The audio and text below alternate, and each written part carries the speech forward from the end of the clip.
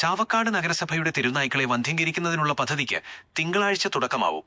Supreme കോടതിയുടെ വിധികളും മാർഗനിർദ്ദേശങ്ങളും കേന്ദ്ര നിയമങ്ങളും പൂർണ്ണമായി പാലിച്ചുകൊണ്ട് ചാവക്കാട് നഗരസഭ 8 ലക്ഷം രൂപ പദ്ധതി വിഹിതത്തിൽ ഉൾപ്പെടുത്തിയാണ് പ്രവർത്തനങ്ങൾ ആരംഭിക്കുന്നത്.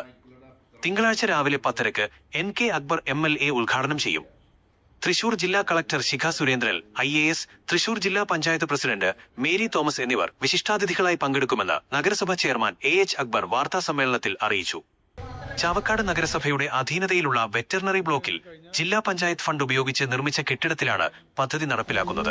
തെരുവിൽ അലയുന്നതും അക്രമാസക്തവുമായ നായ്ക്കളെ വന്ധ്യംകരണ ചികിത്സയ്ക്ക് വിധേയമാക്കി നിശ്ചിത കാലയളവിനുള്ളിൽ അവ പെറ്റുപെരുകുന്നത് നിയന്ത്രിക്കുകയാണ് പദ്ധതിയുടെ ലക്ഷ്യം. 3 മാസത്തിനകം 300 നായകളെ വന്ധ്യംകരണം ചെയ്യുന്നതാണ് പദ്ധതി. ചാവക്കാട് നഗരസഭ vice chairman Binsy Santhosh, standing committee ചെയർമാൻമാരായ P. Yatheendradas, Lisha Mathrankot, KH Salam, secretary in charge PP. Rishma എന്നിവർ വാർത്താസമ്മേളനത്തിൽ പങ്കെടുത്തു.